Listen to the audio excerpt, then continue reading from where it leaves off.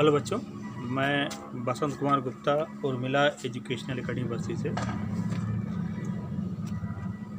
आपको मैं पृष्ठ तनाव पढ़ा रहा हूँ। मैंने कुछ फार्मूले बताए थे, उस पर कुछ सवाल भी दिए हैं। उम्मीद है कि आप लोग सवाल हल कर रहे होंगे। जो भी कोई प्रॉब्लम हो तो आप मेरे व्हाट्सएप नंबर पर भेज दीजिएगा, मैं उसको सॉल्व कर दूँगा। और वीडियो आप ज़रूर देखिए, उसको लाइक करिए, उसको शेयर करिए, सब्सक्राइब करिए। जो भी कुछ दिक्कत हो आप मुझसे कंसल्ट करें। जो आपके बच्चे, जो आपके बड़े दोस्त हैं, अगर तो उनके पास नहीं वीडियो उपलब्ध है तो उनको आप वीडियो भेजने कभी कभी नहीं देख पाते, अगर आपके पास वो कॉल करते कि हमको ये वीडियो पहुंचा दें तो उनको आप पहुंचाने का प्रयास भी करें। अब हम आगे चर्चा करते हैं। तो हमने किसी बूंद के भीतर अधिक दाब के लिए व्यंजक बताया था, और वायु में और जल के भीतर या किसी द्रव के भीतर बने वायु के बुलबुले के भीतर अधिक दाब के लिए व्यंजक बताया था। अब इसके बाद हम आगे चर्चा करते हैं। सबसे महत्वपूर्ण है कि वायु में बने साबुन का जो बुलबुला होता है, साबुन का बुलबुला सभी लोग देखे होंगे, तो वायु में बने किसी साबुन के बुलबुले के भीतर अधिक दाब के लिए व्यंजक बताना है। सारा कुछ क्रियाएं वही होंगी, थोड़ा सा केवल परिवर्तन होगा, इसलिए बहुत जल्दी मैं इसको बताऊंगा। मान लीजिए साबुन का वायु में एक बुलबुला बना हुआ है। इस बुलबुले की त्रिज्या कितनी है? Capital R. तरीका सब वही रहेगा, केवल थोड़ा सा परिवर्तन होगा। और इसका पृष्ठ का तनाव जो है, पृष्ठ तनाव इस द्रव का, साबुन का पृष्ठ तनाव मान लीजिए कैपिटल टी है। आपको मालूम होगा कि अवतल पार्श्व का दाब ज़्यादा होता है, अवतल भाग का दाब ज़्यादा होता है, उत्तल भाग का दाब कम होता है। वायु में है तो बाहर तो वायुमंडलीय दाब काम करेगा, कैपिटल पी अंदर जो होगा वो दाब ज़्यादा काम करेगा। बाहर वाले से कितना दाब काम ज़्यादा करेगा? Capital P plus small P, जहाँ स्मॉल पी क्या है? अधिक दाब। अंदर दाब ज़्यादा होगा तो अधिक दाब क्या करेगा? इसको बाहर फैलाने का प्रयास करेगा, और पृष्ठ तनाव बल क्या करेगा? उसको सिकोड़ने का प्रयास करेगा। तो मान लीजिए अधिक दाब के कारण, सेम वही चीज़ है, अधिक दाब के कारण, या अधिक दाब जो होता है पृष्ठ को डेल्टा आर दूरी अधिक विस्थापित कर देता है। डेल्टा आर दूरी तक क्या करता है? अधिक विस्थापित करता है। तब अधिक दाब द्वारा किया गया कार्य क्या हो जाएगा? सेम वही चीज़ है, केवल थोड़ा सा परिवर्तन होगा। अधिक दाब द्वारा किया गया कार्य क्या हो जाएगा? कार्य कैसे निकालते हैं? बल गुणे विस्थापन। विस्थापित कितना किया? Delta R. बल को फिर वही देखिए लिखेंगे P2A इंटू डेल्टा, जहाँ ए गोले का क्षेत्रफल है, बुलबुले का क्षेत्रफल है। बुलबुला गोले की आकृति का होता है तो गोले का क्षेत्रफल 4πr² इंटू डेल्टा। अब देखेंगे इस बुलबुले के क्षेत्रफल में वृद्धि कितनी होगी। इस बुलबुले के क्षेत्रफल में वृद्धि, आप देखेंगे साबुन का जो बुलबुला होता है वायु में, उसके भीतर भी वायु होती है और बाहर भी वायु होती है, यानी पृष्ठ के संपर्क में दो सतह, वायु की दो सतह होती है, एक अंदर एक वायु, एक अंदर होता है एक बाहर होता है। इसलिए जब क्षेत्रफल में वृद्धि लिखेंगे तो दो गुणे कर देंगे, मैंने आपको चर्चा में किया होगा। डेल्टा ए बराबर क्या हो जाएगा? 2 अंतिम क्षेत्रफल माइनस प्रारंभिक क्षेत्रफल। ये डेल्टा आर मैंने आपको बताया था, delta R less than capital R. ये 2 समझ में आया? क्योंकि वायु, देखिए द्रव की जो बूंद थी उसमें केवल द्रव की बूंद के बाहर ही केवल वायु थी। वायु का बुलबुला द्रव के भीतर बना था तो द्रव के भीतर एक का वायु था, वायु एक का पृष्ठ था। जबकि आप साबुन के बुलबुले को जो वायु में देखेंगे तो वायु के बुलबुले के अंदर भी वायु होगी और बुलबुले के बाहर भी वायु होगी, तो दो सतह हो जाएगी। तो इसलिए यहाँ 2 लिखा जाता है। A1 अंतिम क्षेत्रफल हो जाएगा। तो अंतिम क्षेत्रफल कैसे निकालेंगे? गोले के क्षेत्रफल जानते होंगे, 4πr²। तो अंतिम जो त्रिज्या आपकी होगी r प्लस डेल्टा आर हो जाएगी, यानी r प्लस डेल्टा आर। ठीक है। और प्रारंभिक त्रिज्या तो आपको मालूम होगा 4πr²। कुछ कामन निकाल लीजिए, डेल्टा ए कामन निकाला, 4π बाहर निकाला, 2 से गुणा हो जाएगा, 8π हो जाएगा। और इसको तोड़िए, ब्रेक करिए, तो r² plus delta r² plus 2r into delta और माइनस आर स्क्वायर से आर स्क्वायर कट जाएगा। और फिर वही शब्द डेल्टा आर, चूँकि बहुत छोटी राशि है तो डेल्टा आर स्क्वायर और भी छोटा होगा, इसलिए इसको हम नगण्य मान सकते हैं। तो जब गुणा करेंगे इसको छोड़ दीजिए तो क्या हो जाएगा, डेल्टा ए बराबर क्या हो जाएगा 8 पाई, ठीक है, और ये हो जाएगा 2r इंटू डेल्टा। तो डेल्टा ए बराबर हो जाएगा 16 पाई r इंटू डेल्टा। तो पृष्ठ तनाव द्वारा किया गया कार्य क्या होगा, पृष्ठ तनाव सिकोड़ेगा तो पृष्ठ तनाव द्वारा किया गया कार्य या पृष्ठ की ऊर्जा में कमी कितनी होगी उसके बारे में बात करें।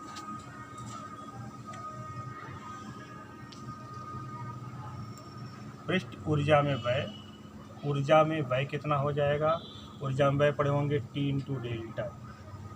तो टी डेल्टा ए का मान 16 पाई r इंटू डेल्टा।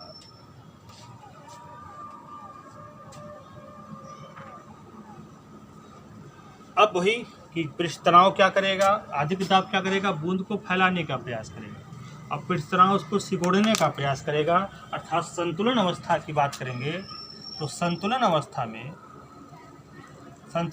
में दोनों क्या होंगे, आपस में बराबर हो जाएंगे, अर्थात P इंटू 4 पाई r square into delta R बराबर क्या हो जाएगा, T इंटू 16 पाई r इंटू डेल्टा। इसको आप सॉल्व करेंगे तो P का मान 4t/r। इसके पहले 2t/r आता था, पर यहाँ साबुन के बुलबुले के लिए अधिक दाब जो होगा वो 4t/r आ जाएगा, ठीक है। ये तो था अधिक दाब के लिए व्यंजक। अब सबसे महत्वपूर्ण, जैसे आपने कुछ प्रयोग देखा होगा कि अगर मान लीजिए कोई पात्र है, उस पात्र में एक सूती रुमाल ले लीजिए, उस पात्र में मान लीजिए द्रव जल भरा हुआ है और एक सूती रुमाल उसमें डाल दीजिए, सब कुछ भाग बाहर रहे कुछ भाग अंदर रहे, तो देखेंगे धीरे धीरे पूरा रुमाल भीग जाएगा।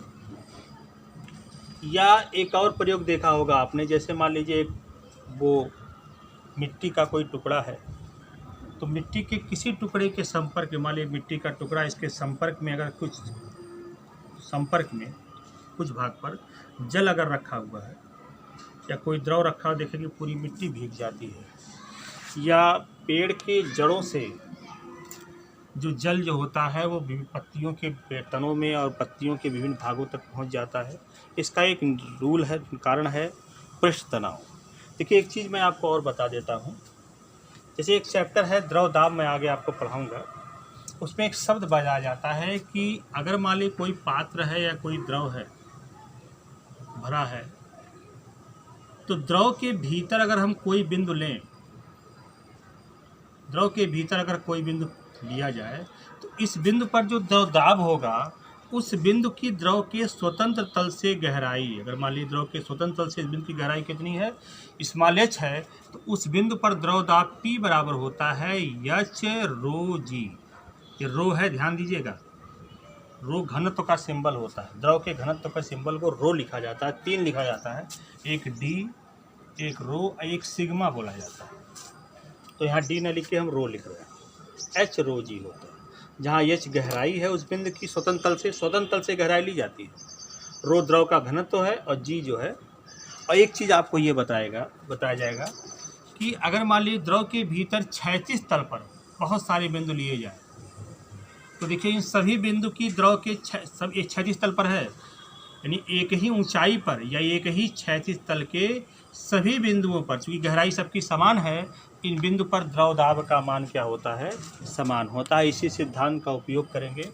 तो एक शब्द है केस नली, एक शब्द आपको है केस नली। केस नली क्या होता है, केस नली क्या होता है कि कांच की एक बेलनाकार पतली नली, केस के समान पतली नली, कांच की या किसी पदार्थ की केस के समान पतली बेलनाकार नली को हम क्या कहते हैं, केस नली कहते हैं। अब यहाँ हम कांच का ले रहे हैं, केस नली मतलब केस के समान पतली नली को क्या कहते हैं, केस नली कहते हैं। इसके दोनों सिरे खुले होते हैं।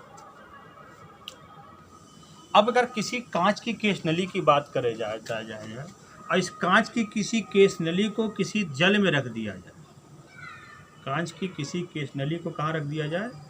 जल में डाल दिया जाए।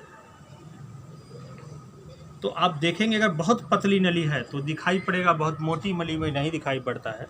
पतली नली हो तो नली में जो जल का तल होता है, आप जानते होंगे जल कांच को भिगो देता है, तो नली में जो जल का तल होता है वो बाहर वाले तल की अपेक्षा कुछ ऊपर बढ़ जाता है। जबकि इसी कांच की केस नली को अगर पारे में डाल दिया जाए, इसी कांच की केस नली को क्या डाल दिया जाए? पारे में डाल दिया जाए। ध्यान दीजिएगा, पारे में डाल दिया तो नली में जल का जो तल होता है बाहर वाले तल की अपेक्षा कुछ नीचे गिर जाता है, कुछ नीचे गिर जाता है। तो किसी केस नली में जल के द्रव के ऊपर चढ़ने या नीचे उतरने की घटना को ही क्या कहते हैं? पृष्ठ केश कात्व कहा जाता है। किसी केश नली में द्रव के ऊपर चढ़ने और नीचे उतरने की घटना को क्या कहते हैं? केश कात्व कहते हैं। इस केश कात्व का कारण जो होता है वो द्रव का पृष्ठ तनाव है। इसके बारे में सूत्र हम कल बताएंगे, आप लोगों को अगले वीडियो में भेजेंगे और ये चैप्टर आपका समाप्त हो जाएगा। जो अगला पार्ट वीडियो बनेगा उसमें चैप्टर समाप्त हो जाएगा और चर्चा आपको कल करेंगे। आगे इसको ध्यान से समझ लीजिएगा, जो भी कोई दिक्कत होगी तो आप उसको पूछने का प्रयास कीजिएगा। ये कुछ सवाल मैं आपको ज़रूर दे दूँगा, उसको आप सॉल्व करिएगा और आगे की चर्चा कल करेंगे। धन्यवाद।